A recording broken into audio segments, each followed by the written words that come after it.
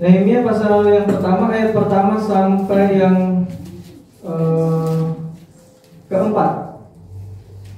Ya, saya juga tidak terlalu lama untuk menyampaikan firman Tuhan ini, karena kita akan banyak berdoa kan. Ya. Nehemia pasal 1 ayat 1 sampai yang keempat, saya akan bacakan untuk kita semua. Doa Nehemia bagi orang Israel. Riwayat Nehemia bin Hakalia pada bulan Kislev tahun ke-20, ketika aku ada di Puri Susan, datanglah Hanani, salah seorang dari saudara-saudaraku, dengan beberapa orang dari Yehuda. Aku menanyakan mereka tentang orang-orang Yehuda yang terluput, yang terhindar dari penawanan, dan tentang Yerusalem. Kata mereka kepadaku, orang-orang yang masih tinggal di daerah sana, yang terhindar dari penawanan, ada dalam kesukaran besar dan dalam keadaan tercela. Tembok Yerusalem telah terbongkar dan pintu-pintu gerbangnya telah terbakar. Ketika aku dengar berita ini, duduklah aku menangis dan berkabung selama beberapa hari. Aku berpuasa dan berdoa ke hadirat Allah semesta langit. Saya baca ulang ayat 4. Ketika aku dengar berita ini, duduklah aku menangis dan berkabung selama beberapa hari. Aku berpuasa dan berdoa ke hadirat Allah semesta langit. Bapak-bapak dan saudara-saudaraku yang dikasihi oleh Tuhan Yesus Kristus, ya, tentunya kepedulian seorang hamba, nah ini sangat penting, ya, dimiliki oleh orang yang tentunya mau mendedikasikan diri atau hidup bergantung kepada Allah. Nah, ada dua hal penting yang kita perhatikan dari kitab Nehemia ini, pasal 1 ayat 1 sampai 4, terkait dengan kepedulian seorang hamba. Nah, bagaimana kita menunjukkan sikap kepedulian kita, ya, sebagai seorang hamba di dalam hidup kita, atau ketika kita meresponi sesuatu hal yang tentunya itu adalah sesuatu yang tidak baik atau tidak sedang baik-baik saja. Tentunya kita banyak sekali menerima berita-berita yang beraneka ragam, baik itu berita yang mendatangkan sukacita, berita yang mendatangkan kesedihan, ya kan, berita yang tentunya menyakitkan, atau bahkan berita yang membuat kita semakin semangat dalam hidup ini. Nah, dalam teks ini, ya, kita tahu bahwa Nehemia mendapatkan satu berita yang tidak baik terkait dengan kehidupan orang-orang Israel. Yang dikatakan di situ adalah orang-orang yang terluput, terhindar dari penawanan, dan tentang Yerusalem. Nah, dalam hal ini Nehemia seorang yang hidup takut akan Allah, seorang yang dekat dengan Allah, dan dapat dikatakan sebagai hamba Allah karena dia mendedikasikan hidupnya untuk Allah dan memiliki hubungan yang intim dengan Allah. Ketika mendengar berita tentang bagaimana kehidupan orang-orang Israel pada saat itu, nah, dia meresponi dengan dua poin penting yang mau saya sampaikan di sini, dan respon ini adalah suatu bentuk kepedulian atau belas kasih, ya, wujud kasih daripada Nehemia. Nah, yang pertama adalah bahwa kepedulian itu dapat terlihat melalui tangisan, ya, tangisan daripada Nehemia, ya, terhadap bangsa yang pada saat itu mengalami kesukaran besar. Nah, bapak-bapak dan saudara-saudara dikasih Tuhan Yesus Kristus, ya, di situ dijelaskan bahwa Nehemia diberitahu oleh Hanani, salah seorang saudaranya, bahwa orang-orang Yahudi yang tetap tinggal di Yerusalem mengalami kesukaran besar dan dalam keadaan tercela. Artinya bahwa mereka yang tinggal di kota yang pada saat itu dikatakan di situ adalah yang sudah terbongkar dan pintu-pintu gerbangnya telah terbakar. Artinya kondisi dan situasi yang mereka alami saat itu tidaklah mudah. Sedangkan mereka saat itu berada di bawah pemerintahan Persia, yang tentunya itu sangat mengancam kehidupan mereka. Bahkan apa yang hendak mereka kerjakan, sekalipun mereka berada di Yerusalem, tetapi keadaan Yerusalem pada saat itu sangat tidak baik. Dikatakan bahwa pintu-pintu gerbangnya terbakar, artinya mereka tidak memiliki benteng perlindungan. Nah, bahkan dikatakan mereka mengalami kesukaran yang besar. Jadi mereka tidak pernah tahu ya, kapan mereka akan diserang, disiksa. Jadi tidak heran jika mereka mengalami kesusahan yang terus-menerus, dan dikatakan di situ tercela atau aib yang terus-menerus. Nah, dan permasalahan yang lebih penting yang perlu kita tahu di sini adalah bangsa Israel itu telah dikumpulkan Allah di Yerusalem, tetapi kondisi yang terjadi seakan-akan Allah hendak menyerahkan bangsa itu kepada bangsa lain, atau di bawah kuasa dari bangsa lainnya. Di ayat yang ketiga itu, Bapak Saudara yang dikasih oleh Tuhan Yesus Kristus, ya, di dalam terjemahan New King James Version dikatakan the survivors. Mereka dikatakan the survivors who are left from the captivity. Nah, artinya apa? Bahwa dari kalimat ini menjelaskan bahwa kata survivor ini mengandung arti sebagai orang-orang yang sedang berjuang mempertahankan hidup mereka di tanah Yerusalem, dan kini kemungkinan untuk bertahan saja itu tidak ada. Disebabkan apa?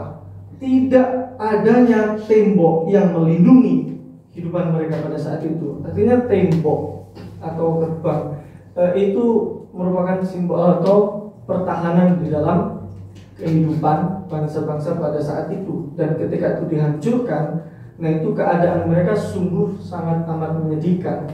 Nah, tentunya hal ini terjadi oleh karena apa?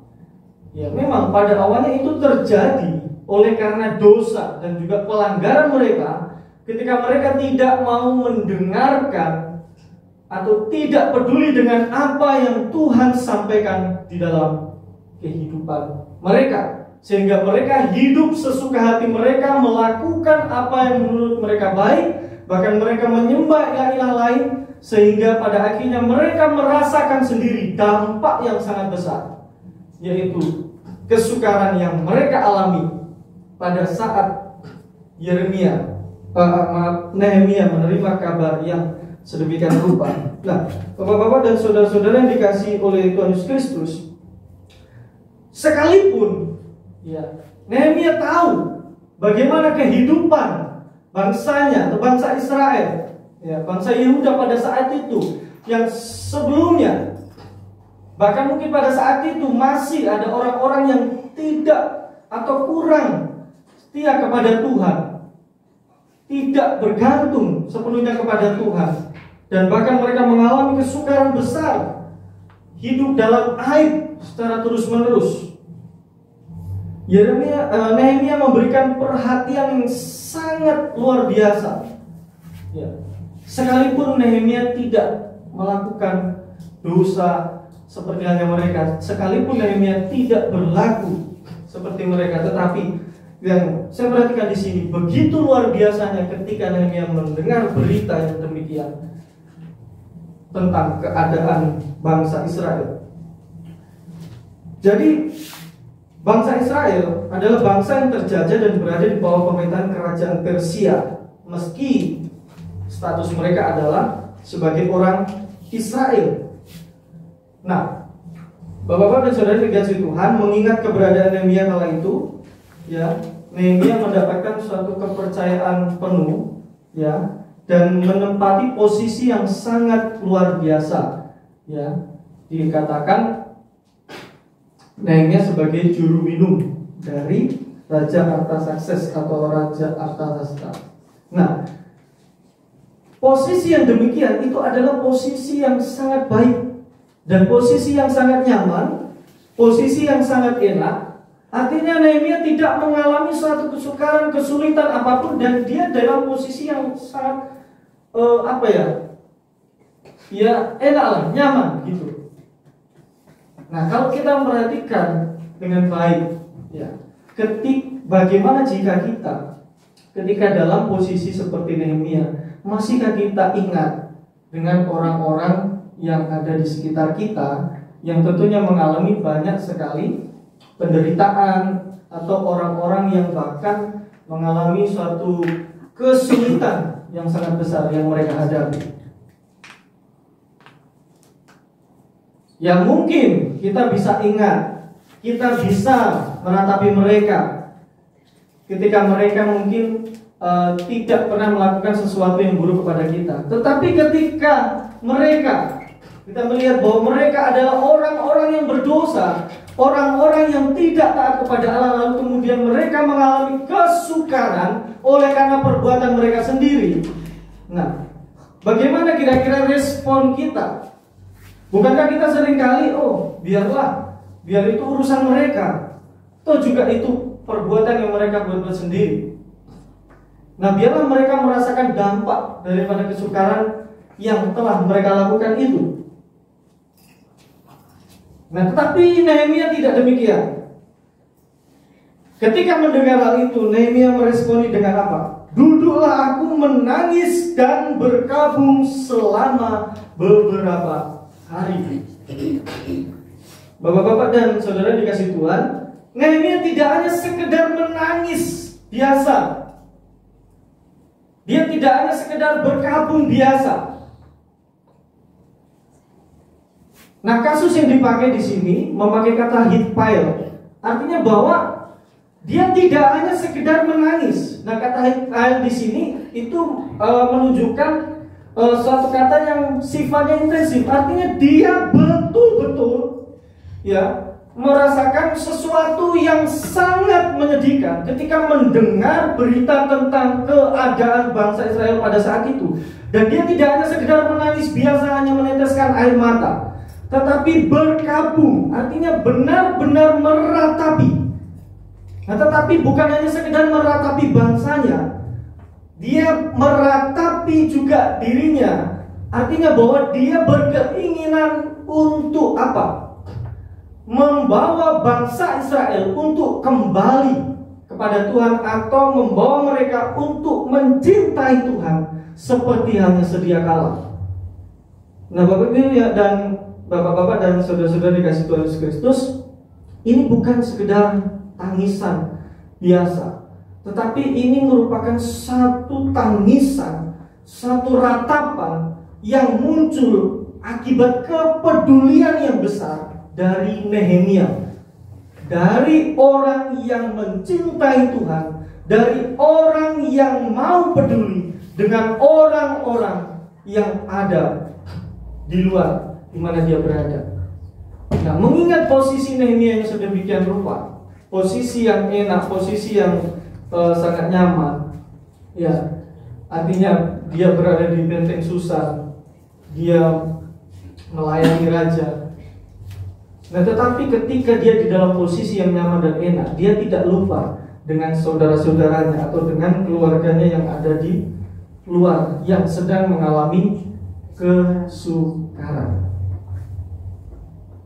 Nah, masih adakah orang-orang yang seperti ini saat ini, seperti Nehemia, yang mau meratapi dan menangisi orang-orang yang ada di sekitar? Buru-buru demikian. Ada di tempat kami banyak sekali hamba Tuhan, pendeta dan hamba Tuhan yang melayani di gereja pusat. Tetapi ketika ada pendeta di tempat kami yang sedang pergi keluar kota, bahkan keluar pulau, dan di situ tidak ada orang-orang yang melayani atau pendeta, bahkan hamba Tuhan yang melayani di gereja pusat. Bahkan sejak pendeta kami keluar dari gereja itu pergi ke Kalimantan sampai kembali, selama tidak ada di tempat, ternyata tidak ada yang mau melayani. Mungkin berpikir karena itu desa, mungkin berpikir ya di desa itu seperti itulah, ya kan? Sudah tempatnya jauh, sekitar 40 kilo, ya kan? Nah, apalagi belum tentu juga dapat apa-apa di sana, ya kan? Paling cuma terima kasih Pak, ya, seperti itu. Tidak ada yang mau melayani. Nah, itu sungguh sangat miris keadaannya seperti itu. Ini bukan hanya melihat satu kondisi dan situasi yang sangat buruk, ya, terhadap apa yang dialami oleh jemaat mungkin atau orang-orang percaya yang lainnya yang sedang dalam kesukaran. Ini hanya melayani untuk menyampaikan firman Tuhan di gereja itu sulit, apalagi ketika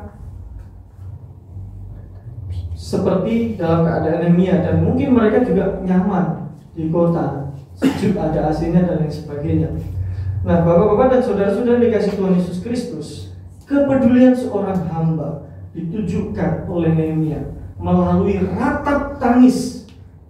Artinya bahwa dia mengingat, sekalipun dia di dalam posisi yang enak, menikmati segala sesuatu yang indah, tetapi dia masih ingat, ya, masih mengingat saudara-saudaranya atau bangsanya yang ada di luar dan mengalami kesukaran yang sangat besar. Bukankah kita juga mudah mengingat ketika studi, ketika di kelas diajar, ya kan? Nah, Pak Theo sudah jelaskan panjang lebar gitu. Ternyata kita sedang sibuk mengingat yang jauh di sana. Kita sedang mengingat, aduh gimana ya dia sekarang, kira-kira lagi ngapain, sudah makan atau belum, bukan? Aduh saya kok belum chat dia, saya belum telepon, aduh gimana ini? Akhirnya Pak Theo tanya, gimana? Aduh, nggak tahu Pak. Tapi untungnya saya suka kalau diajar Pak Theo, karena Pak Theo suka mengalihkan ketika kita mungkin sibuk memikirkan sesuatu, punya cara untuk mengalihkan supaya kita fokus lagi dengan apa yang diajar. Nah, bukankah kita juga sering mengingat? Tapi mengingatnya yang seperti itu. Nah, tentunya Nehemia tidak demikian, ya. Nah, kita mengingat sesuatu hal yang sifatnya adalah untuk kepentingan diri kita sendiri, ya kan? Mungkin masalah kita sendiri, urusan kita sendiri. Nah, kita juga bukankah sering menangis dan meratapi, tapi bukan meratapi nasib atau kesengsaraan oleh orang lain, tapi diri kita sendiri. Dan saking beratnya masalah yang ada dalam diri kita sendiri, nah kita lupa dengan orang lain. Kita terus meratap dan menangis untuk diri kita sendiri, tapi kita lupa dengan orang-orang yang ada di luar sana atau orang-orang yang ada di sekitar kita. Nah, Bapak-bapak dan saudara-saudara dikasih Tuhan Yesus Kristus, jadi yang pertama adalah kepedulian hati seorang hamba ditunjukkan melalui tangisan atau ratap tangis, di mana itu adalah suatu ingatan, ya, suatu bentuk kasih, belas kasihan kepada orang-orang yang ada di luar sana. Tetapi tidak hanya berhenti di situ. Ya, yang berikutnya adalah di ayat 4 itu, duduklah aku menangis dan berkabung selama beberapa hari. Aku berpuasa dan berdoa ke hadirat Allah semesta langit. Berpuasa dan berdoa. Nah, ini merupakan suatu tindakan, bentuk kerendahan hati dari Nehemia, ya, ketika dia menangis dan meratapi keadaan bangsa Israel yang ada di luar sana. Dia tidak hanya sekedar menangis dan meratapi setelah itu berhenti, tidak, tetapi dia juga melanjutkannya dengan berpuasa dan berdoa. Nah, kata yang sama dan kasus yang sama, Nehemia tidak hanya sekedar berdoa dan mengucapkan kata-kata yang ya pokoknya asal muncul lah, ya normatif gitu. Tetapi doanya ini adalah doa yang timbul dari kepedulian yang begitu besar atas kehidupan bangsa Israel pada saat itu. Nah, Bapak-bapak dan saudara-saudara dikasih oleh Tuhan Yesus Kristus, artinya apa? Berpuasa dan berdoanya Nehemia ini bukan karena suatu aturan atau sesuatu yang sudah ditetapkan oleh lembaga atau apapun itu, tetapi ini berpuasa berdoa yang timbul atau muncul dari dalam hati Nehemia, oleh karena dia meresponi sesuatu hal yang tentunya itu menjadi pergumulannya. Bagaimana memulihkan keadaan bangsa Israel yang saat ini sedang dalam kondisi yang sukar dan hidup tercela. Jadi kalau kita berpuasa dan berdoa, jangan hanya kita karena lembaga sudah tetapkan seperti ini, tetapi kita padahal dalam hati, pagi-pagi gini biasanya sarapan nggak sarapan, gitu kan? Terus nggak makan lagi gitu. Nah, sering kali seperti itu kan. Kita berpuasa, berdoa, ya karena sudah dijadwalkan setiap 1 bulan sekali oleh lembaga. Tetapi pertanyaannya, apakah itu benar-benar timbul atau muncul dari dalam hati kita sendiri? Nah, sebagai wujud atau bentuk kepedulian kita terhadap sesuatu hal, secara khusus kita bergumul dan berdoa untuk kampus SD Sola Gracia yang saat ini masih menunggu kabar sukacita, kabar gembira, ya datangnya SK akreditasi, ya kan?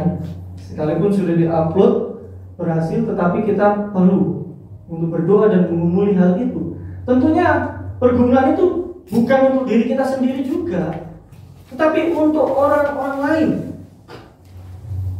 Nah, ketika kita menjalani pembentukan yang baik, ya dengan kampus ya memang yang sudah terakreditasi, lalu kemudian kita keluar melayani dengan kualitas yang baik, ini bukan untuk diri kita sendiri, tetapi juga untuk orang-orang yang ada di luar sana yang secara khusus memerlukan Injil Allah.